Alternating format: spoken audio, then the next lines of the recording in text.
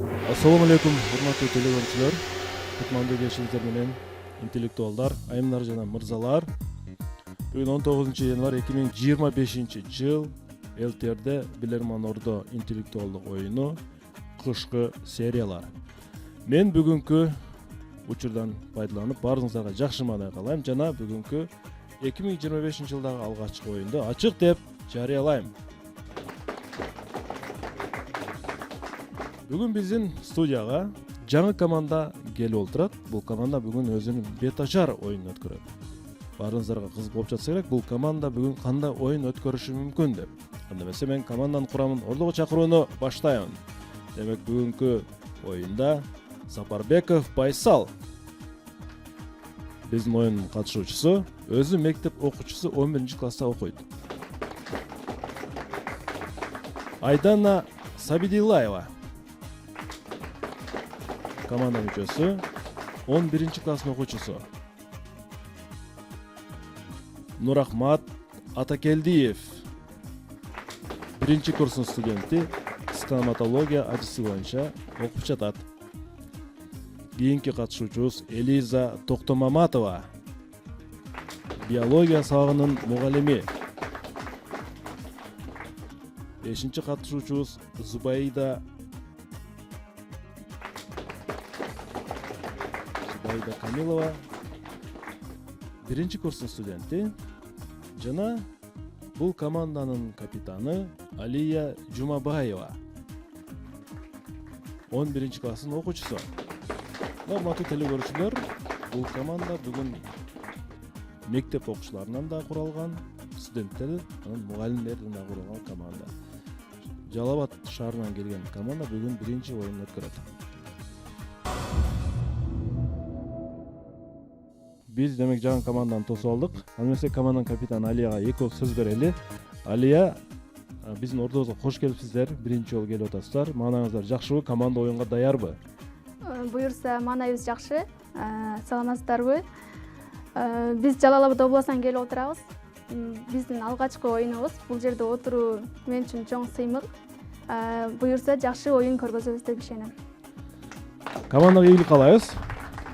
Калган команда мүчөлөрү менен оюндун жүрүшүндө таанышабыз. Анда эмесе биз оюнду баштадык. Бизге жаңы кошулган телекөрүүчүлөр болсо, экрандагы биздин даректерди жазып алсаңыздар болот. Биздин даректер Ош шаар Ленин көчөсү 330 кат аркылуу Билерман Ордого суроо жөнөтүңүздөр. Инстаграмда Билерман астыңсызча Ордо биздин расмий баракчабыз. Катталыңыздар жана суроо жөнөтүңүздөр. billerman@mail.ru электрондук дарегибиз болсо, ал эми Facebook'та Билерман Ордо деген баракчабыз бар. Ошол жерге да катталып суроо калсаңыздар болот. Жана YouTube порталында биздин оюндарды көрсөңүздөр болот. Ал үчүн сиздер Билерман Ордо деп издесеңиздер жетиштүү. Башкы өнөктөшүбүз адаттагыдай эле Барбол. Барболго чоң рахмат. Адал таттуу дайыма жаңы гана продукциялар менен бизди кубандырып келет. Дагы бир өнөктөшүбүз бул Актив дизайн, полиграфия жана жарнак борбору. Сиздерге ийгилик каалайт. Дагы бир өнөктөшүбүз Таев Костюмс сиздерге жана телекөрүүчүлөргө жакшы маанай каалайт. Биз оюнду баштадык анда. 1-чи раунд, эсеп 0-0. Бул команда бүгүн премьер лига үчүн ат салышмакчы, урматтуу телекөрүүчүлөр. Эгерде команда жеңишке жетишсе, анда премьер лигага чыгат жана кийинки сезондо оюну улантат буюрса. Азырынча эсеп 0-0. 1-чи раунд. Сиздерге каршы Мээрим Тыныбек кызы, Базар Коргон районунун тургуну. Алия, канча жылдан бери Билерман Ордону көрүп келесиз? Канчанчы класстан бери негизи? Мен Билерман Ордого 8-класстан бери кызыгып калдым. Алгач ошол ЛТР каналынан, телевизордон көрүп калып кызыгып калдым. Ошондон бери интеллектуал клубуна ыктыярчы болуп кирип, буюрса ошол 8-класстан баштап ушул жаатта жүрөм. Суроо. Барыбыз билгендей, Ташкенттен Нью-Йоркко чейин 10.000 километрге чейинки аралык бар. Ошондой эле Ташкенттен Токиого чейин деле 10.000 километрлик аралык бар. Демек барып келиш 20.000 километрди түзөт. Бирок ушундай узак аралыкты кээ бир адамдар же ушул адамдар 20-21 километр жүрүп эле басып өтүп коюшат экен. Мүмкүн эмес дей. Бирок ушундай экен. Алар кимдер болушу мүмкүн? Минута кетти. Ташкенттен Нью-Йоркко 10.000 километр деди. 10.000 маркаж 20.000 километр. 10.000-20.000 километр боло турган болсо, бул 20 000. чоң жерге тартылган чоң карта болушу мүмкүн. Жерге тартылган чоң Жөнөкөй адамдар деди. Кандай ушул адамдар деди, кандай адамдар болушу мүмкүн деди. Кимде бар, кандай Бир адамдар? айланып өткөн адамдар болушу Спортко мүмкүн катышты же эмеспи? Булар секундасы менен жүгүрүшөт го өздөрү. ошо да. Ташкенттен Нью-Йоркко чейин. Ташкент, Нью-Йорк. Спорт адамдар болсо кандай спортчулар? Жок, Жүгүрүш кандай адамдар мүмкүн. деп бул жерде 20-21 километрде басып өтөт экен. Мүмкүн Тез- бул оюндарда болоттур. Кандайдыр бир оюндарда? Ооба, Мисалы кандай? Телефондогу оюндарга дейсиңби же гаджетный. телефон. телефондогу оюндар бирок башкача Да, колдойт. башка вариант. Да, кимдерде бар? Телефондук Самолет менен барып оюндарда келиши мүмкүн же айланып барып келиши мүмкүнбү? бул неме? Жөө деди. Жана Жок. Subway Surfers оюн барбы? Ошондо неме? Эме Ташкенттин өзүндө ушундай кичинекей шаарчалар бар. Нью-Йорк деген мындай квартал, ошого окшогон кичинекей шаарча бар. Нью-Йорк жана 20-21 километр. Токио ошого окшогон менин оюмча ушундай болот. Убакыт аяктады. Алия. Биздин командадан Байсал мырза жооп берип көрсүн. Байсал. Менин оюмча бул Ташкенттин өзүндө мындай кичинекей шаарча, мындай Нью-Йорк же мындай жер бар. Ошол жерде Нью-Йорк жана Токио деген квартал же болбосо кичинекей район же болбосо мындай шаарча бар деп ойлойм. Эгер мен сизге алар кайсы кесиптин ээси болушу мүмкүн десем, эмне деп жооп берет элеңиз? Алар гидтер деп ойлойт элем. Гидтер деп ойлойт элеңиз. Жооп кабыл алынат. Мен сиздин акыркы жообуңузду кабыл алайын. Гид дегенде бир аз мындай логикага жакыныраак болот. Туура эмес, азыр көрөбүз. Урматтуу Байсал мырза. Булар стюардессалар болчу. Самолеттогу стюардессалар жана стюардтар. Себеби алар ушул аралыктарда, самолет учкан аралыктарда самолеттин наркы башына, берки башына, наркы башына, берки башына басып отуруп эле. Эми аралыктары чоң да, 14 саат, 15 сааттык аралыктар бар самолеттордочу. 10 километр барганча басат, 10 километр келгенче басышы мүмкүн. Айтор, ушундай аралыктардан ары бери басып жүрүп эле 21-20 километрде булар ушул аралыкты басып коет экен. 1-0 эсеп. Телекөрүүчүлөрдүн пайдасына Мээрим Тыныбек кызы эсепти ачып берди. Базар Коргон район тургуну. Биз телекөрүүчүлөргө тагыраагы Мээрим Тыныбек кызына рахмат айтабыз. Жакшы суроо жөнөткөн. Телекөрүүчү тарапка упай ачылды. Экинчи раунд.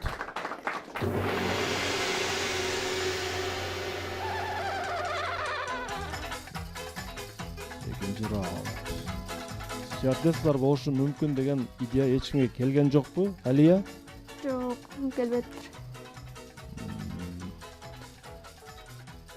Стюардессалар экен да. Ош Бишкектин аралыгы 670 километр болсо, ошол аралыкты канча метрде эле басып барып келгендей болгондой. Жахангир Кайнаров Өзбекстандан силерге каршы суроо берет. Сырдария облусунун тургуну. Майын тургуну бурабыз. Ал эмнени көрүп турасыз? Кандайдыр бир имарат, мунара.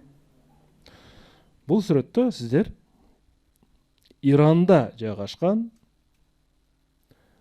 байыркы, балким орто кылымдардагы Яхшал деп аталуучу бир ушундай бир курулушту же курулманы көрүп турасыздар. Ошол провинциядагы Яхшал деп аталат экен. Курулуштун аты дагы Яхшал. Негизинен кум, чопо, жумуртканын сарысы, эчкинин жүнү жана кадимки күл аралашмасынан курулат. Күл баягы оттон чыккан нерсе. Ошол орто кылымдарда бул курулуш кандайдыр бир кызматты аткарган экен.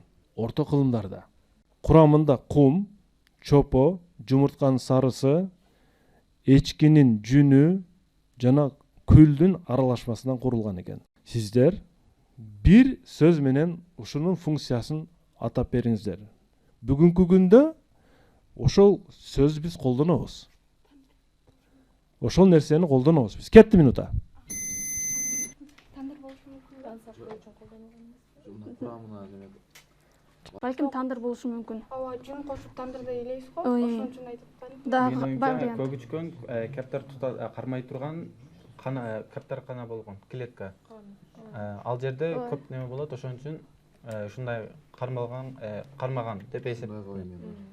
Интернеттен көргөм мен. Бышыручу эмеспи? Азыр неме Давай.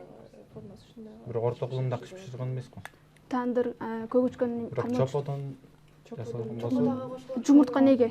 Жумуртка эмнеге кошулат, ошонусун табыш керек да. Бул ысытуучу эмеспи кандайдыр бир даражада? Чопо Кандайдыр бир берет. даражада болушу мүмкүн. Өңүндө да караш. жүн дагы кошулат го бул жерде. Анын бир вариант чыгарайлы. Суусу. Ой, Эмне үчүн? Кайсыга токтолобуз ошондо? Так айтар бир вариант. Сактоого деп. Куш кошот.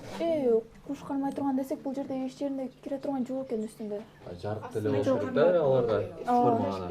Үстү жагы тешек эмес окшойт. бул көбүрөөк меш склад кандай колдонулган эмес. Мен негизги эки оюм бар. Бул жери Биринчиси, ооз болсо, мисалы кичинекей болуп чоподон турат да. буюмдар тайымдар жасаган, экинчиси болсо нан пиширгандай, бирок нан пиширганга бул месте өтө чоң болуп Оозу да турат. кичинекей болуп. Сактоо деген баягы кампа деп койчу эле го. Кампа. Бул жерде Кампа якшал дагы дейт экен. Якшал дегенде дагы Кампасын- нерсе болушу мүмкүн. Убакыт аяктады. Бул жерге киргенден кийин Алия? албайсың да өзүң. Ким жооп берет, Алия? Дандарды толтурса керек, анан астынан. Бир нерсени эскерте кетейин. Урматтуу албарчы. Ордодон жардам алса болот. Ордо эгерде жооп табууда кыйналса. Бирок бул бир гана жол берилет 20 секундда. Жоопту Калилова Зубайда айым берип көрсүн. Зубайда. Кандай капас? Кап- Бул бийиктигин айтайынбы? Бийиктиги болжол менен тети дуалды көрдүңөрбү? Аркасында дуалды. Болжол менен бир 10 метрдей бар да. Ошондо капас деп атасыз, Зубайда. Капас. Жоопту кабыл алдым. Сиздер кандай ойлойсуздар? Бул эмне болушу мүмкүн? Урматтуу алып баруучу, бул жерде муздаткыч деген вариант келип жатат биздин командада. Муздаткыч. Туура жоопту айтам. Бул, урматтуу билермандар, ошол орто кылымдардагы муздаткычтын функциясын аткарган курулуш болгон экен. Мунун ичи аябай муздак болот экен. Иран болбосо ысык өлкө. Бирок ошончолук мен таң калганым ушул конструкцияны ким ойлоп тапкан деп атам да. 5 коюп атам ошогочу. Холодильник жок алмалдачы, ток жок. Бирок продукцияны буздак сактоо үчүн мына ушундай нерсени ойлоп тапкан. Демек бул жерге көп адамдар өзүнүн нерселерин коюшкан. Эсеп 2-0. Жахангир Кайнаров Өзбекстан Республикасынан суроо берген. Телекөрүүчү тарапка дагы бир упай алып келди. Раунд. Урматтуу телекөрүүчүлөр, бүгүн жаңы команда бет ачар оюн өткөрүп жатат. Алия Жумабаева жетектеген команда. Биринчи жолу биздин студиябызда ойноп жатат. Азырынча эсеп 2-0.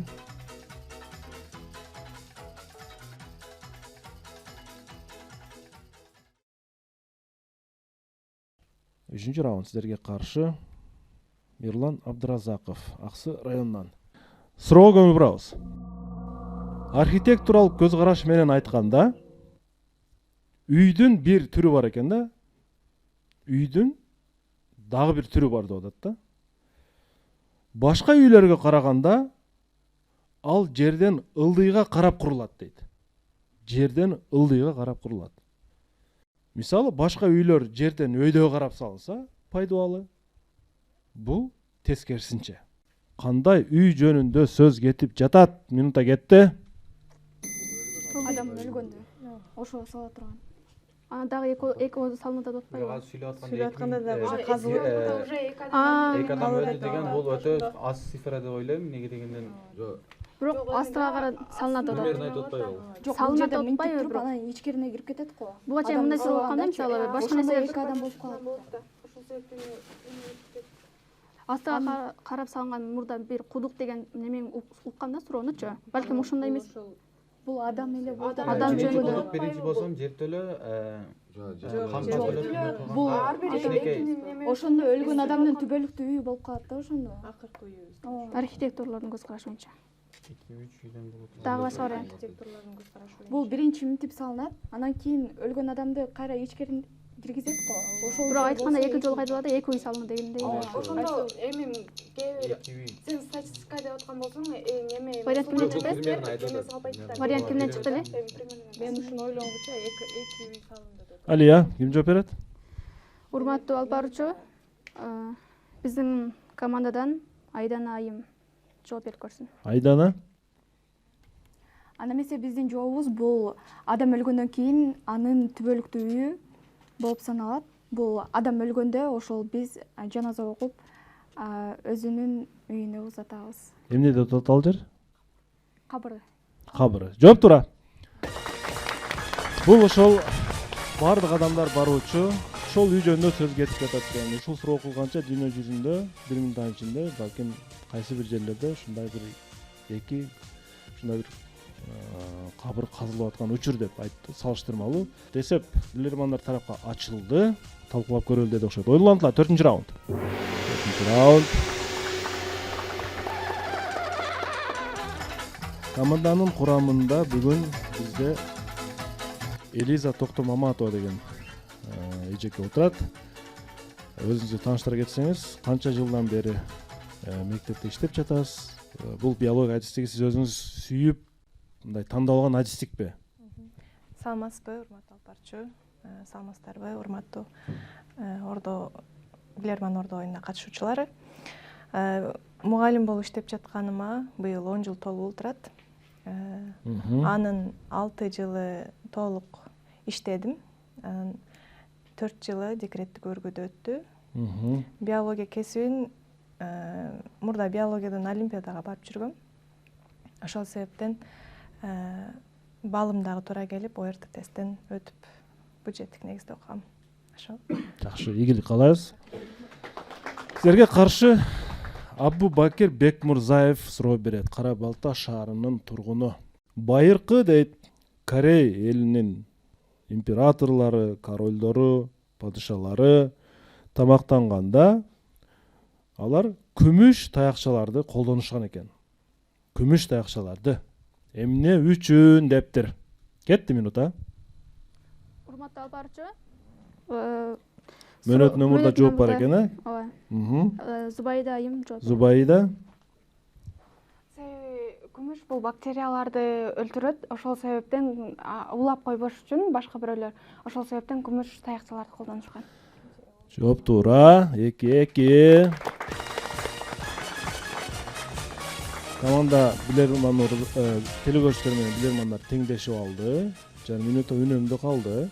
Керектүү учурда пайдаланса болот. 5-чи раунд экен. 5-чи раунд. 5-чи раунд. Зубайда, сиз азыр биринчи курста экенсиз, э? Кайсы адистик боюнча окуп жатасыз? Математика, физика мугалим. Өзүңүз мындай жактырып алган адистикпи же ата-энеңиз оку дедиби? Жок, мен жактырып алган адистик, бирок мен көбүрөөк архитектурага кызыгат болчумун. Бирок математика болуп калдым. ОРТдан канча балл алгансыз?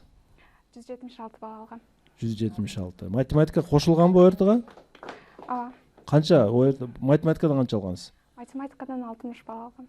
Бул жакшы элеби? Жетет. Жетет. Кимдин суроосу келди? Силерге каршы Жаныбузак Садир уулу, Базар Коргон районунун тургуну. Өзү студияда турат, Жаныбузак. Урматтуу билермандар. Бул Будапештте жайгашкан, бийиктиги 8 метр. Бул предмет жылда бир гана жолу өзүнүн функциясын алмаштырат. Бул эмне? Минута кетти. Ортосу ачык. Ортосу ачык, ортосунан бир нерсе төгүлгөн турат да. Күндүн нуру өтөт деген эсеп ойлоп жатам. Айнек болуп турат го, көрүнүп турат. Ичинде бир нерсе бар. Бир гана жолу. Бул бир жыл бүткөндөн кийин баягы кум сааттар бар го, кайра оодарып кое турган. Ошол эмес. Буну отар балким Мүмкүн ошолдур. Болуп турат, Бир жыл кум саат айнек болсо аны канча калганын көрсөтүп турат. Бир жылда бир алмаштырып турат. Антарып.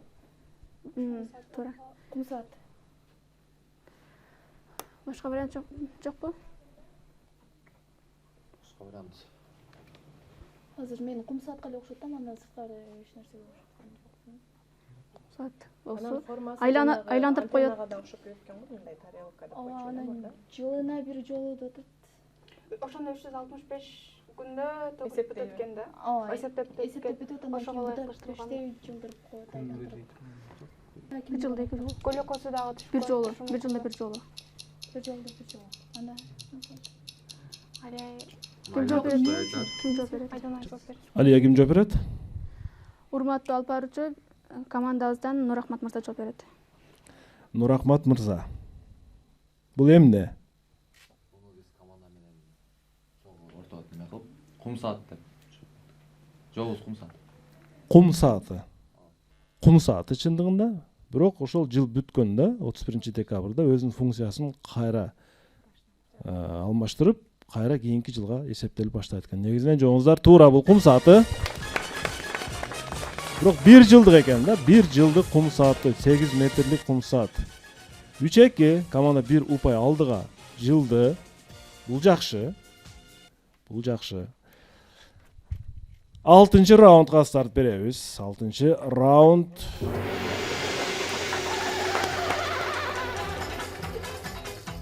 Нурахмат стоматология адистигин окуйт экенсиз, э? Кызыгасызбы стоматологияга, Нурахмат? Ооба, өзүм кызгам. Эмнесине кызыгасыз? Бул тишти оңдош оңой нерсе эмес го бул. Оңой нерсе эмес. Кыйын нерселерди жакшы көрөм. Адамдын оозун ачтырып коюп. Бирок сизге билмейт да, туура, бул жакта пациент кыйналса, пациент кыйналат да. Ооруса анын тиши ооруйт. Нурбек Станбеков, Ала Бука район тургуну. Агата Кристинин чыгармаларынан дейт. Бир бай үй бүлөнүн үйүнө дейт. Ошол үйдүн кожоюнун аялынын туугандары келе турган болуп калат дейт. Бул эми детектив ушундай да.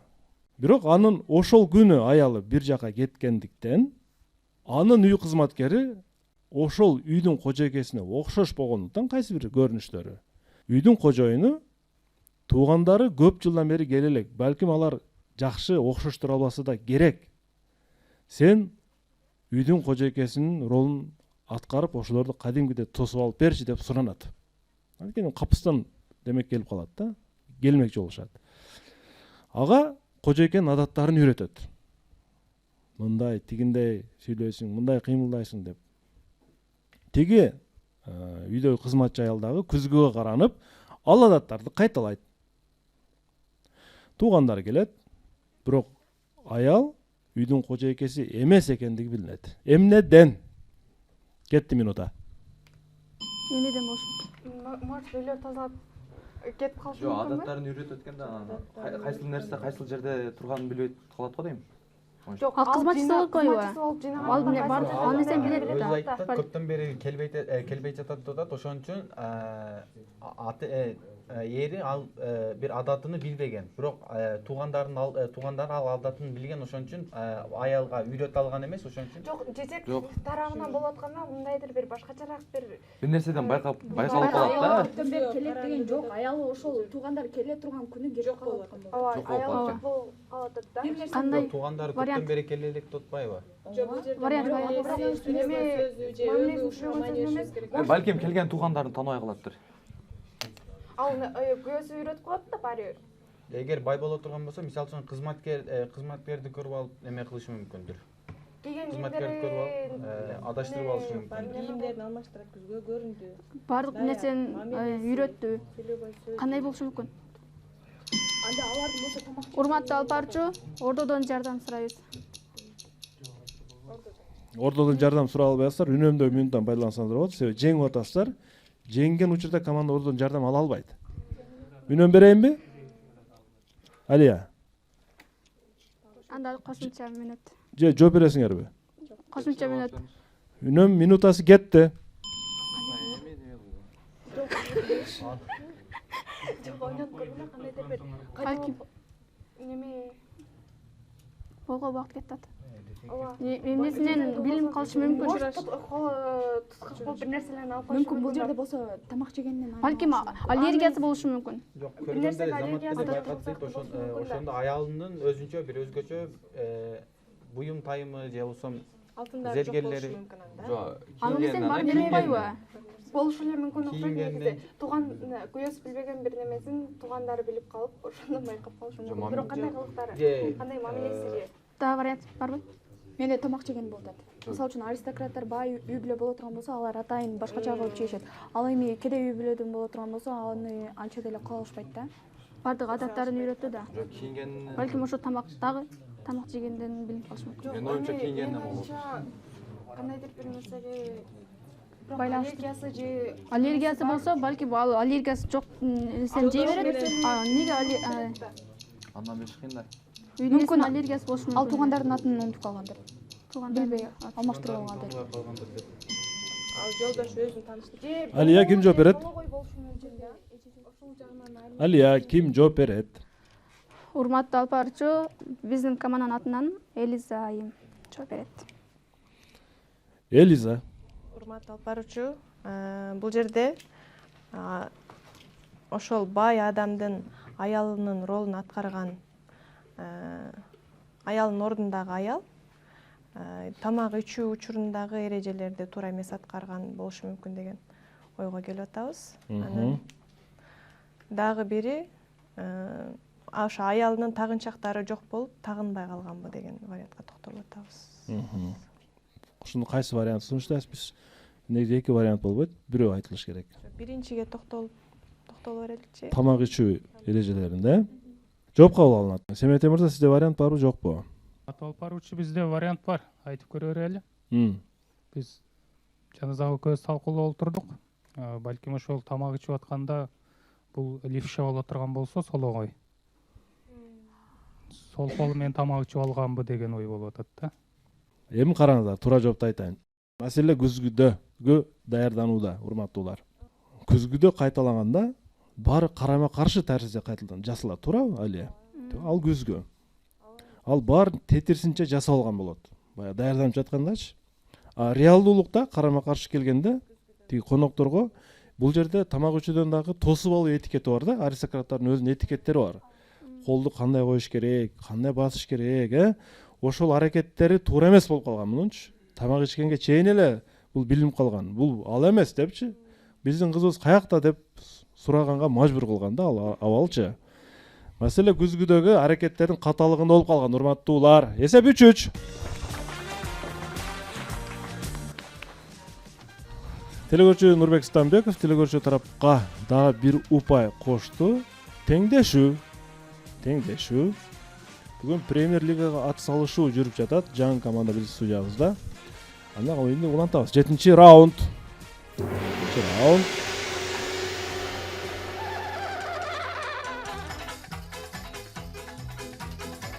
Команданын дагы бир мүчөсү Айдана.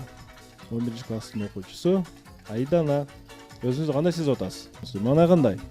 Сонун баары. Сонунбу? Сиз жооп бердиңизби буга чейинки раунддарда?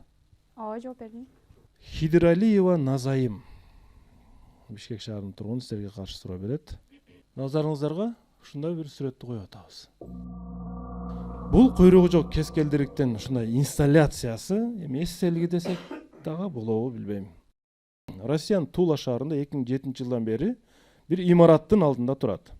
Ошол имаратка кирип чыккандар үчүн бул эстелик өтө маанилүү десек дагы болот.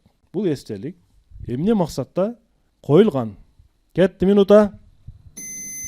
Бул больницадагы коюлушу мүмкүн эмеспи? Себеби кескелдирип колдорун неме кылып койсо, адамдын колдорун кесип неме кылышы мүмкүн. Ошол кесилип турган учурда жөндөмдү кайра өсүп чыгат да, куйрукчу. Анан бул бир нерсе бүлүнүп кала турган болсо, кайра өсүп калууна келет деген нерсени билдиреби деп атабыз да. Деп атам да мен.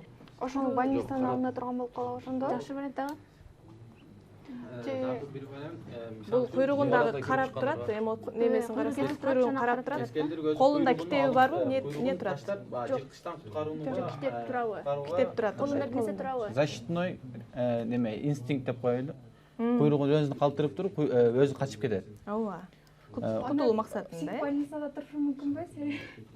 Кандай адамдарга немелерден эгер алып калгандар болот го, баягы Кайсы имаратта бирөөлөр неме кыла турган болсочу, кайсы имаратта экен деп жок. неме кылып. Адамдар үчүн кандай мааниде турат дейт. Имараттагы маанилүү.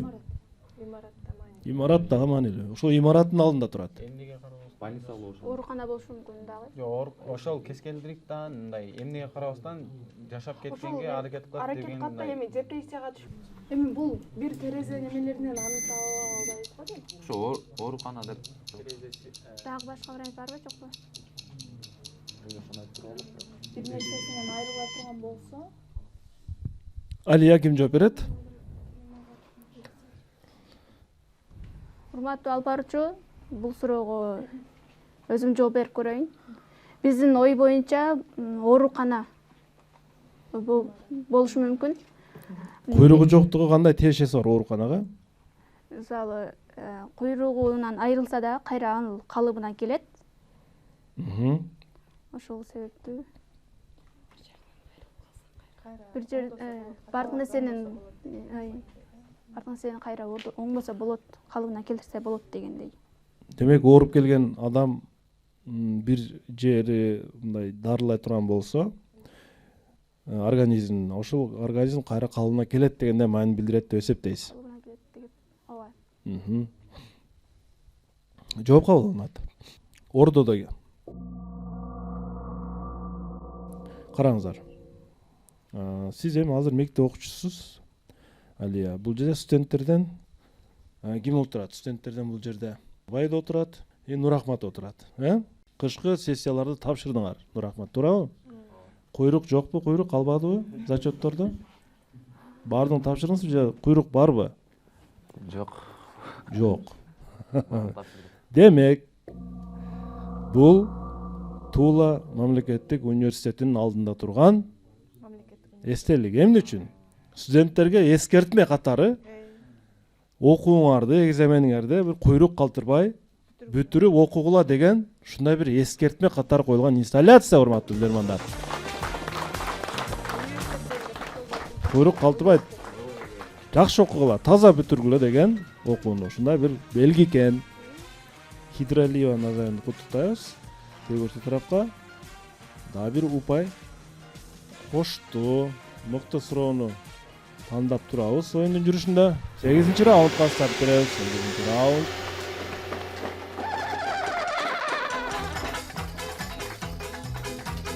8-чи раунд. Сапарбеков Байсал. Байсал маанай кандай? Жакшыбы? Сиз биринчи жолу ойноп атасыз. Oyun жагып жатабы сизге? Ачыгын айтсам жок. Эмне себептен? Негизи мен утканды жакшы көрөм да. Бул жерде эсеп боюнча жакпайт атыш эсепчи. Албетте уткан жакшы, утулган жаман. Утканга аракет кылыңыз анда. Ошондо жакшы болот. Назима Дубашева Бишкек шаарына силерге каршы суроо берет. Сиздердин назарыңыздарга бул телекөрүүчүбүз мына ушундай фото сүрөттү жөнөтүптүр. Кадимки шаардагы көп кабаттуу үйлөрдүн бир көрүнүшү. Бизде мисалы Ошто ар кандай сүрөттөр тартылган үйлөр бар. 80-жылкы Олимпиадагы мишка, самолет, чабалекей, да бир топ. Суроого көңүл бурабыз. Нурахмат, сиз көп кабаттуу үйдө турасызбы же жер үйдөбү? Жер үйдө. Жер үйдө. Бул үй Россияда болушу да мүмкүн, мисалы үчүн Орусия жазылып турат бул жерде. Кайсы бир шаарында жайгашкан көп кабаттуу үй. Кече жакындагы үй эмес, бул демек мурунку эле бир үйлөрдөн окшойт. Шаар тургундары бул үйгө кандайдыр бир ат коюшуп алган, бир аталыш. Сиздерге суроо. Бул үйгө ошол тегерек четте жашаган тургундар кандай ат коюшу мүмкүн? Кетти минута. Бул согуш болбосун деген мааниде Ыр менен негизделген. Ошо Жалаң ошол эме балалар жашаган үй эмеспи? Кандай аталыш болушу мүмкүн? Аталыш коюшу мүмкүн. Мама деген ат берип коюшу мүмкүнбү? Апа деп просто. бул жерде азыр имаратты карасак эски экен да. ооба. ошода энеси менен балдарга ылайыкташкан. Анан кийин бул согуш малына байланышпайбы? Германиядагы. Дайым болсун деп жатат, дайым болсун деген болсо. Жок, апасы Болсун, асманыңыз ачык. Орус тилинде коюлат да. Бирок могу неме сөздөргө караганда мааниси ошондой экен да. Үйгө Апалар үйү, Дайым тынчтык болсун. апалар үй. Дагы вариант барбы? Кимде бар? Детский сад сыяктуу неме балдар үйү. Кылган болот, балдар үйүндө мындай болот да. Балдар үйүндө. Нарагында уланып турат болот. Анда дайыма үй бүлө мамам болсун деген сыяктуу. Кандай? Ошондо кандай вариантка туш Апам болсо мен болом деген. Балким ар дайым ушул үй болсун дегенечи. Ар дайым көп жыл болуптур да. Алия. Ким жооп берет? Урматтуу алып барчу Байсал мырза жооп берип көрсүн. Байсал мырза. Мен оюмча бул тынчтык дайым болсун деген мааниде коюлган дейм. Ыр үйү деген чечимге келдим го дейм. Кайсыга? Ыр үйү. Ыр үйү. Жооп кабыл алынат. Ыр үйү. Туура жооп. Бул жерде күн болсун деп атат, асман болсун деп атат, апам болсун деп атат, анан мен да болоюн деп атат. Бирок кимдир бирөө жетишсиз. Байсал. Ал ким? Ата, Ата жок бул жерде. Демек бул үйдө атасы жок бүлөлөр жашагандыгы үчүн атасы жок үй деп атап алышыптыр. Байсал мырза. Түшүнүктүү болдубу? Атасы жок үй экен булчу. Ошондой категорияга берилген үй окшойт. Бизде деле бар Кыргызстанда ошондой атайын категория менен берилет. Ошондой үй деп атайт экен. Тиле каршы команда дагы бул суроону таба албай калды. Жана суроо ээси Назима Дубашеваны куттуктайбыз. Телегөөрчүлөргө дагы бир упай алып келди. Эми өтө сергек болуш керек Алия. Караңыздар. 5 болуп калды да? 5 болуп калды эсепчи. 9-раундга старт беребиз. 9-раунд. Раунд.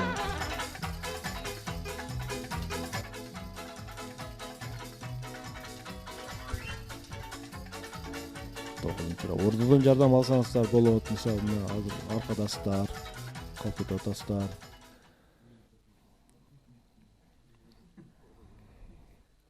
Жамалиддин Нурбаев Араван районунан силерге каршы суроо берет. Сиздерге азыр бир дүйнө картасы тартылган бир сүрөттү берем. Байкап көрсөңүздөр, бул жерде дүйнө материктери негизинен 2 түскө бөлүнгөндүгүн байкайбыз. Көк жана сары. Бул түстөр эмненин белгиси болушу мүмкүн. Кээ бир жерлер азыраак бөлүгү дейлик, ушундай сары түстө, көпчүлүк бөлүгү көк түстө. Бул эмненин белгиси турат бул картада? Минута кетти.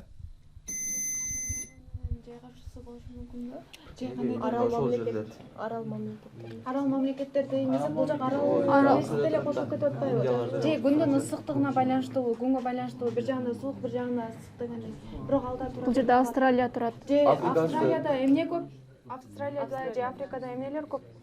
Австралиядан бөлөктүрө турат, бул жерде Индиялар турат. Жок, Индияда, Австралияда эмне көп? Калктын саны көппү же кандайдыр бир жашоо шарты немеси? Балким жапай жаныбарлар.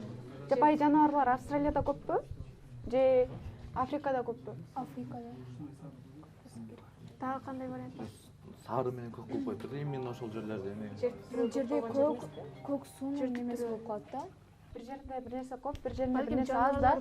Балким жаныбарлар көптүр, балким калктын саны болгондур. Калктын саны текшерис жок да бул жердечи. Великобритания бул жерлерди ачкан. Көз карандысыз болсо дагы бир мамлекетке мүмкүн багынып турат. Япония. Алия. Ишеничтүү жооп барбы же Ордодон жардам аласыздарбы? Ордодон жардам сурайбыз. Жардам аласыздар. Урматтуу Ордо. Жакыныраак келиңиздер, командага жардам бериңиздер. Кетти 20 секундда.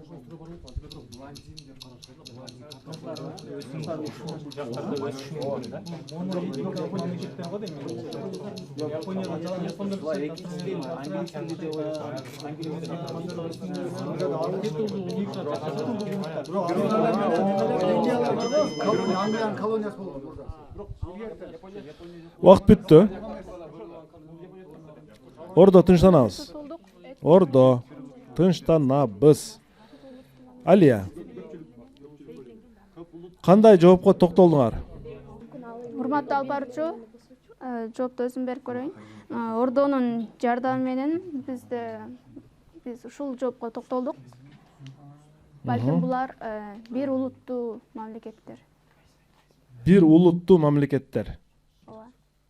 Мисал үчүн айталык, бул жерде сары менен белгиленген Австралия турат, Индия, Африканын Япония турат, түштүк батыш жагы дагы түштүк Американын үстүнө Венесуэла экен. Жана Англия турат. Демек ушулар бир улуттуу мамлекеттер деп эсептейбиз. Жооп кабыл алынат. Мен Япония менен Англияны айтпаганда деле дүйнөдө калк боюнча азыр биринчи орунга да чыгып кетти деп айтылып атат. Индиянын мисал ала турган болсом, саясий бир чоң маселе эмес. Маселе бул жерде эми көбүрөөк эркектер да турат студияда. Карап коюш керек. Маалыматтар үчүн транспортко барып такалат маселе. Данияр мырза, Сагым мырза, Семетей мырза. Оң рулдуу жана сол рулдуу автомашиналардын картографиясы. Урматтуулар, расмий түрдө Индия, Великобритания, Улуу-Британия, Япония, Австралия, Индонезия, Таиланд жана башка Африканын түштүк жагы жана ушул өлкөлөрдө расмий түрдө оң рулдуу автомашиналар илет. Бизде бар, бирок бизде ал расмий деп мындай бир мыйзамда жок негизи. Тилекке каршы бүгүнкү биринчи оюн Алия Жумабаеванын командасы үчүн жеңилүү менен аяктап калды. 6-3 эсебинде оюн жыйынтыкталды. 6-3.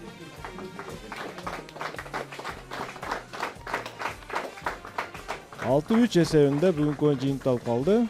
Балким команданын биринчи оюну үчүн бул телчигүү, кандай десем, бир тепкич алдыга жүрүү десек дагы болот кайсы бир деңгээлде.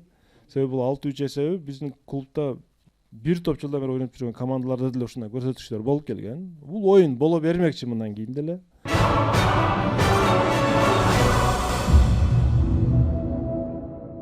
Урматтуу алып баруучу, биз бүгүн жаңы команданын оюнуна күбө болдук. Командада бир аз тажрыйба жетишпеди бүгүнкү оюнда. Анан ортодогу бири-бирине көнүүчүлүк, аура дагы бир аз аксагансыды. Андыктан көбүрөөк машыгыш керек команда, көбүрөөк ордого оюндарга келиш керек. Анан ушул курамды сактап калыш керек, өзгөртпөй. Ушундай кеңештерди айтабыз. Баса белгилеп айта аласызбы кайсы бир талкуу жакшы болбоду? Оюнчуну. Мен бүгүнкү оюнда менин тушумда турган атым дагы билдирип Нурахмат. Нурахмат мырзанын оюну мага жакты, көп идеяларды чыгарды. Туура идеялар ушул жигиттен чыгып атты да. Кайсы суроону жакшы болду деп эсептейсиз? Кызыктуу болду. Мага эки суроо абдан жакты. Мен акыркыга эле токтой берейин. Жана кум саат деле аябай жакты эле. Анан акыркы суроо мындан да мыкты экен да. Оң жана сол рулду картаны көрсөтүп, дүйнө картасы жөнүндөгү суроо. Буну билип алышыбыз керек чындыгында. Демек, Семетей мырзага магистр катары ушул суроо жагаптыр. Сагым мырза. Албетте киришүү, башталыш этабында аракети өтө жакшы.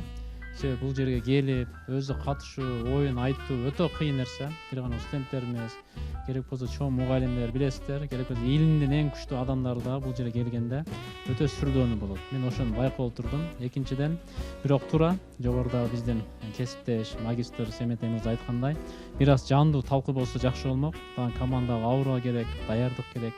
Кээ бир суроолор болот да. Мисалы үчүн бир мугалимибиз бар экен, бул жер агартуучубуз жакшы.